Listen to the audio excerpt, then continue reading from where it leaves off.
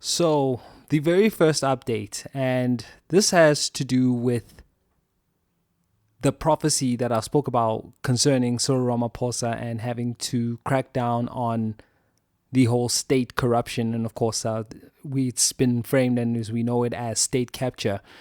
And this actually is concerning the cold. Now, if you recall, I actually said it I can't remember if it was the previous podcast or the one before that. And I basically gave a date that Friday, the 6th of June, that expect maybe that God will start moving. Now, God has already said that he's going to start moving. This was a message I was given last Sunday. And what's funny enough is that the Citizen newspaper actually just 2 hours ago updated saying, with this headline saying, brace for the chill, cold snap with possible snow heading to Gauteng. Now, I'm based up in Gauteng, meaning Johannesburg, Pretoria, for those people who don't know.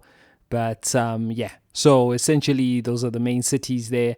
And as the article actually says, it further says, as we get ready for a new week of school runs, early morning work commutes, and life's everyday hustle, a strong cold front is expected to hit Gauteng, bringing icy temperatures, rain, and even a chance of snow.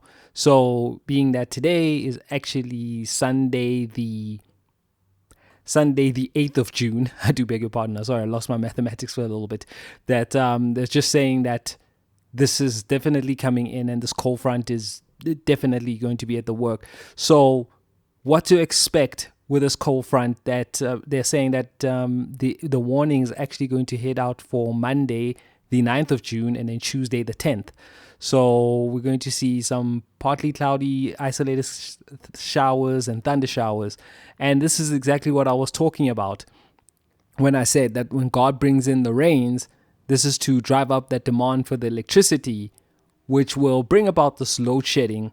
And of course, Cyril Ramaphosa having to crack into the state capture and getting into the stolen funds in order to keep the lights on. So it's pertaining to that particular prophecy, so that people must just understand what to expect at this point. And following that, and I did say to everyone who has watched all of this, that this will lead to a high profile arrest. And the one notably is Jacob Zuma. Now, what's going to happen is that the SIU, or the State Investigative Unit, is going to start digging into Nkandla and the stronghold there, because there is something, I don't know too much. All I saw was just the inspectors and the SIU just digging around there, and effectively just coming in without any notice, just barging in essentially and just investigating as to what's exactly there or what is hidden there.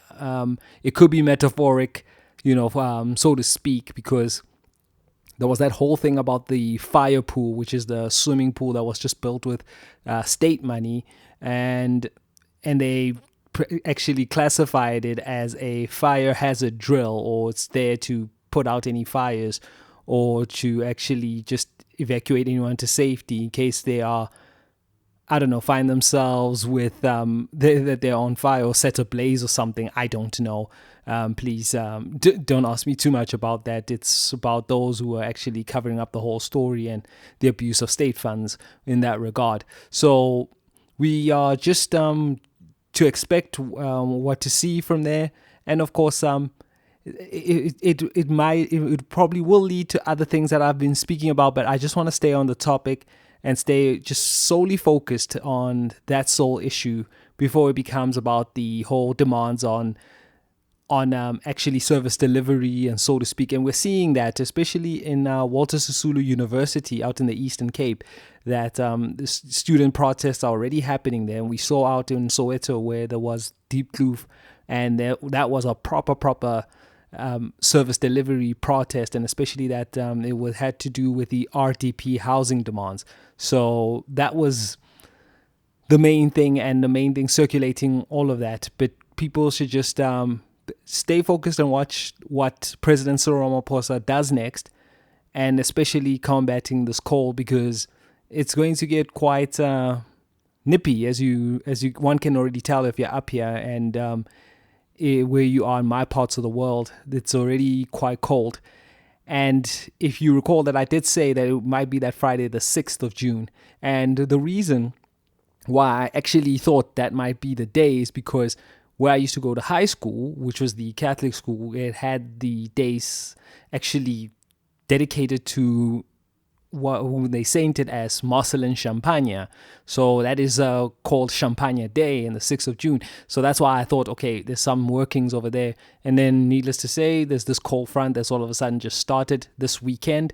And God already giving me the heads up that things are already moving and setting in. So here we go. And that's what the personal aspect that I was saying to you people, that there was a reason why I thought it might be that day, but I'm not too sure because God can speak in code. And he actually doubled up and then, well, doubled down, just say reinforcing exactly what he had told me. But that was like 2-3 years ago already. So, God works in his own time, as you can see, and this is where we are. So just brace yourselves up because it could get very dramatic, yeah? Concerning the fact that if you remember the last time when Jacob Zuma was detained in a holding cell as to what happened with the whole lootings and everything back then, in 2021 with the whole malls and people just going into stores and everything. So I do think that there will be something and people must just prepare for the worst and just anticipate the worst.